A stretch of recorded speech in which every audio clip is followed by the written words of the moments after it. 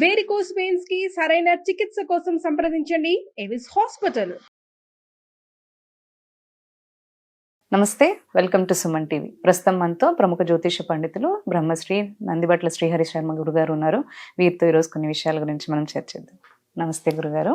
వాగర్థావివ సంపృక్తో వాగర్థ ప్రతిపత్తయే జగతః పితరౌ వందే పార్వతీ పరమేశ్వరౌ. సదాశివ సమారంభాం శంకరాచార్య మధ్యమాం అస్మదాచార్య పర్యంతం వందే గురు పరంపరాం. ఆదిత్యాయ చ సోమాయ మంగళాయ బుధాయ చ గురు శుక్ర శనిభ్యశ్చ రాహవే కేతవే నమః. శృంగేరి జగద్గురు పీఠాధిపతులకి, కంచి పీఠాధిపతులకి నమస్కారములు తెలియజేసుకుంటూ కార్యక్రమాన్ని ప్రారంభిద్దాం. గురుగారు, మనకి వసంత పంచమి ఇప్పుడు 2వ తారీఖున వస్తుంది అంటున్నారు, లేదా 3వ తారీఖు అంటారా? మనకు ఈ కన్ఫ్యూజన్ స్టేటస్ అనేటువంటిది అనేక పండుగల విషయాల్లో ఉందమ్మా. ఎందుకనంటే చవితి తిథి 2వ తారీఖు రోజున 9:15 వరకు ఉంది. ఆ 9:15 ఉదయం తర్వాత పంచమి తిథి ప్రారంభమవుతుంది. కానీ 3వ తారీఖు రోజున అనగా సోమవారం రోజున ఈ పంచమి తిథి 6:52 వరకు మాత్రమే ఉంది ఉదయం. అంటే కాబట్టి సూర్యోదయం ఎప్పుడుంది? అప్పుడు 6:51 అంటే సూర్యోదయం అయిన 1 నిమిషానికి మాత్రమే పంచమి తిథి సోమవారం నాడు ఉంది. కాబట్టి 2వ రోజు పూర్తిగా ఉన్నటువంటి సమయము పంచమి తిథి ఆదివారం 2వ తారీఖు రోజున. కాబట్టి వసంత పంచమి పండుగ 2వ తారీఖున జరుపుకోవడమే శాస్త్ర సమ్మతమని చెప్పవచ్చమ్మా. వసంత పంచమి రోజున మనం ఏ దైవారాధన ఎక్కువగా చేస్తే ప్రాముఖ్యత ఉందంట? ముఖ్యంగా వసంత పంచమి అని అన్నప్పుడు చాలా మందికి తెలిసినటువంటిది ఏంటంటే భారతదేశం మొత్తంలో కూడా సరస్వతీదేవి ఆరాధన చేస్తారు. కానీ మనకు వ్రత చూడామణి, అలాగే చతుర్వర్గ చింతామణి అనేటువంటి గ్రంథ ప్రమాణాన్ని అనుసరించి ఈ రోజున విష్ణుమూర్తిని పూజించాలి అని చెప్పి మనకు శాస్త్రం చెప్పబడి ఉంది. విష్ణుమూర్తిని అనగా విష్ణుమూర్తి మరియు అమ్మవారు ఉన్నటువంటి చిత్రపటానికి ఎర్రటి పూలమాల వేసి చక్కగా విష్ణు సహస్రనామ పారాయణం ఇంట్లో కానీ లేదా తులసి చెట్టు దగ్గర ఆవునేతితో దీపారాధన చేసి విష్ణు సహస్రనామ పారాయణం అనేటువంటిది చేయాలి. ఖచ్చితంగా ఈ రోజు విష్ణు సంబంధమైనటువంటి దేవాలయాల్ని దర్శనం చేసుకోవాలని చెప్పి మనకు చెప్పబడి ఉందమ్మా. అంతేకాకుండా ఇంకా విశేషంగా ఈ అమ్మవారు జన్మించినటువంటి అనగా సరస్వతి అమ్మవారు జన్మించినటువంటి రోజు ఈ వసంత పంచమి. మనకు వసంత ఋతువు కొన్ని గ్రంథాల ప్రకారం వసంత ఋతువు ఇప్పుడే ప్రారంభమవుతుందని చెప్పి మనకు చెప్పబడి ఉంది.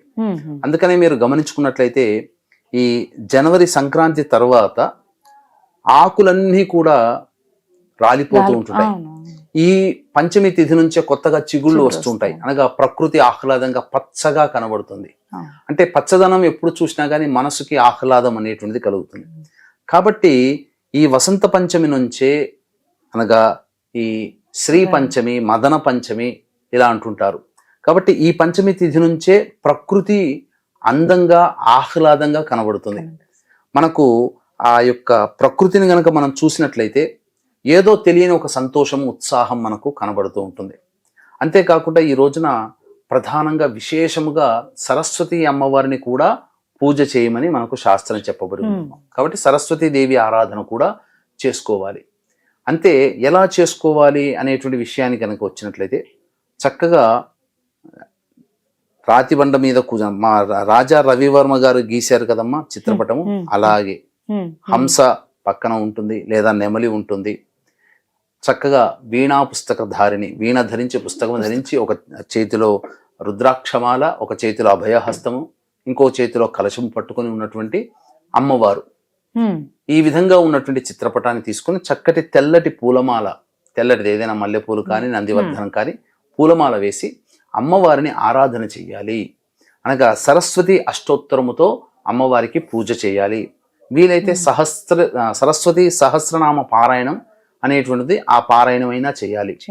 లేదు చక్కగా అమ్మవారికి షోడశోపచార విధానంగా పూజ చేసి చిత్రపటం వేసుకొని తెల్లటి పూలమాల వేసి తరువాత ఇప్పుడు చెప్పబోయేటువంటి మంత్రాన్ని 108 సార్లు తక్కువ కాకుండా, శక్తి ఉంటే 1008 సార్లు అయినా కానీ ఈ యొక్క మంత్రాన్ని పఠించాలి.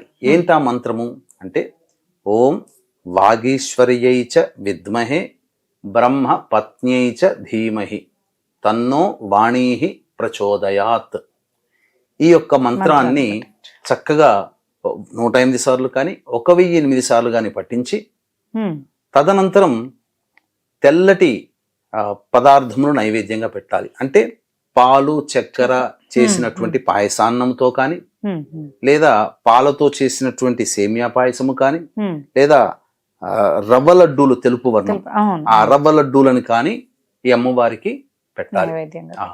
అమ్మవారికి ఇంకా జామకాయ చాలా ప్రీతి కాబట్టి జామకాయ కూడా పెట్టవచ్చు. అంతేకాకుండా పిల్లలు చదువుకునేటువంటి పుస్తకములు, పెన్నులు ఇవన్నీ కూడా అమ్మవారి పూజా పాదాల దగ్గర పెట్టవచ్చు. ఇది ఈ విధంగా గనక అమ్మవారిని ఆరాధన ఈ వసంత పంచమి రోజున గనక చేసినట్లయితే తప్పకుండా అమ్మవారి యొక్క అనుగ్రహం కలిగి పిల్లలకి జ్ఞానవంతులు అవుతారు. అంటే ఏంటంటేనమ్మా, పూర్వం ఒకప్పుడు అందరూ కూడాను చురుగ్గా ఉండేవాళ్ళు. పిల్లల్లో అనేకంగా చూసినట్లయితే అందరూ కూడా చక్కటి వాక్కుతో ఉండేవాళ్ళు, ధారణ శక్తి, మెమొరీ పవర్ ఉండేది. ఇప్పుడు అమ్మవారిని ఆరాధన చేయట్లేదు. అందువల్ల ఏమవుతుంది, జ్ఞాపశక్తి లేకపోయి బట్టి చదువుకొని రాస్తున్నారు. అర్థం చేసుకొని రాసే పరిస్థితి పిల్లలకి లేదు ఇప్పుడు. అంతేకాకుండా ఇంకా కొంతమందికి ఆటిజం భావాలతో ఇబ్బంది పడుతుంటుంటారు, మాట సరిగ్గా రాని వాళ్ళు. అటువంటి వాళ్ళు ఈ రోజున అమ్మవారిని విశేషంగా గనక పూజ చేసినట్లయితే తప్పకుండా ఆ ఆటిజం భావాల నుంచి జ్ఞాపక శక్తిని పెంపొందించుకొని చక్కగా మంచి వాక్తో ఉంటారని చెప్పవచ్చు. అంతేకాకుండా ఈ యొక్క వసంత పంచమి రోజున శ్రీ పంచమి, మదన పంచమి కూడా అంటుంటారు. అటువంటి రోజున విశేషంగా ఇతర దేవత ఆరాధన, దాంపత్య సమస్యలతో బాధపడుతున్నటువంటి వాళ్ళు కానీ, అలాగే వివాహం కాకుండా ఇబ్బంది పడుతున్నటువంటి అబ్బాయిలు కానీ అమ్మాయిలు కానీ ఎవరైతే ఉంటారో వాళ్ళందరూ కూడా కొన్ని చెప్పబడేటువంటి చిన్న పరిహారాలు గనక పాటించినట్లయితే దాంపత్య సమస్యలు దూరమవుతారు. అలాగే చక్కగా కోరుకున్నటువంటి జీవిత భాగస్వామిని వివాహం ఆడతారని చెప్పవచ్చు. ఈ రోజు ఆ పరిహారాలు చేయొచ్చు అంటారు వసంత పంచమి రోజు. వసంత పంచమి కొన్ని పరిహారాలు ఉన్నాయమ్మా, ఆ పరిహారాలు చేయాలి.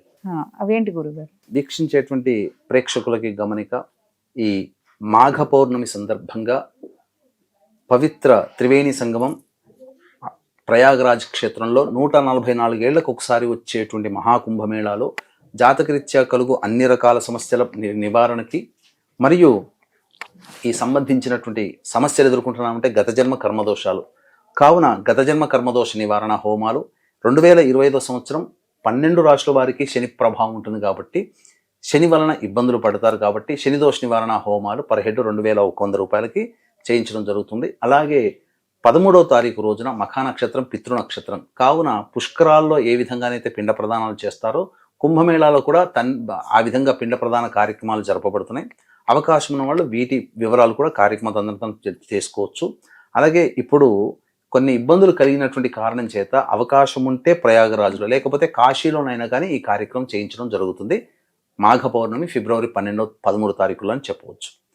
ఇక మనం ఇంతకుముందు చెప్పుకున్నట్టుగా మనం ఎలా దాంపత్య సమస్యలు అంటే ఇప్పుడు ఇది వసంత ఋతువు, ఋతువులకన్నిటికీ రాజు వసంత ఋతువు. అలాగే కోరికలని, అభిమానాన్ని, ప్రేమని పెంపొందించేవాడు కామదేవుడు, రతీదేవి సహకరిస్తుంది. కాబట్టి ఈ ముగ్గురు చక్కగా ఉంటేనే దాంపత్యం, ఎవరి జీవితంలో ఈ ముగ్గురు ప్రధాన పాత్ర పోషిస్తారో వాళ్ళ జీవితంలో దాంపత్య జీవితంలో ఆనందంగా జీవించగలుగుతారు. కాబట్టి ఈ రోజున రతీదేవిని, మన్మథ రతీదేవిని, అలాగే ఈ సంబంధించినటువంటి వసంత ఋతువు అయినటువంటి రాజుని ఆచరించాలి. లేదు ఇంకా మనకు ఈ ఈశ్వరుని యొక్క ప్రభావం వల్లనే రతి మన్మధుల యొక్క ఇబ్బంది కలిగింది కదమ్మా. కాబట్టి దాంపత్య సమస్యలు, వివాహ సమస్యల పరిష్కారం కోసం ఈ రోజున శివాలయానికి చేరుకొని నవగ్రహాల చుట్టూ శివాయ నమః అంటూ 27 ప్రదక్షిణలు చేసి తరువాత పటిక బెల్లం ఉంటుంది కదమ్మా, మిశ్రి అంటారు, నవబోద్ గడ్డ అంటారు. ఆ పటిక బెల్లాన్ని పొడి చేసేసి ఆ పొడిని నీటిలో వేసి ఆ నీటితో ఈశ్వరునికి అభిషేకము జరిపించి తదనంతరం మల్లెపూలు, గన్నేరు పూలతో అర్చన గనక చేసినట్లయితే దాంపత్య సమస్యలు తొలగుతాయి. అలాగే వివాహ సమస్యలు, వివాహం కోరుకున్నటువంటి జీవిత భాగస్వామికి, అబ్బాయికి అమ్మాయికి లభించి తీరుతుందని మనకు వ్రత చూడమని అనే గ్రంథంలో తెలియజేయబడడం జరిగిందమ్మా. ధన్యవాదాలు. సర్వం శ్రీ ఉమామహేశ్వర పరబ్రహ్మార్పణమస్తు.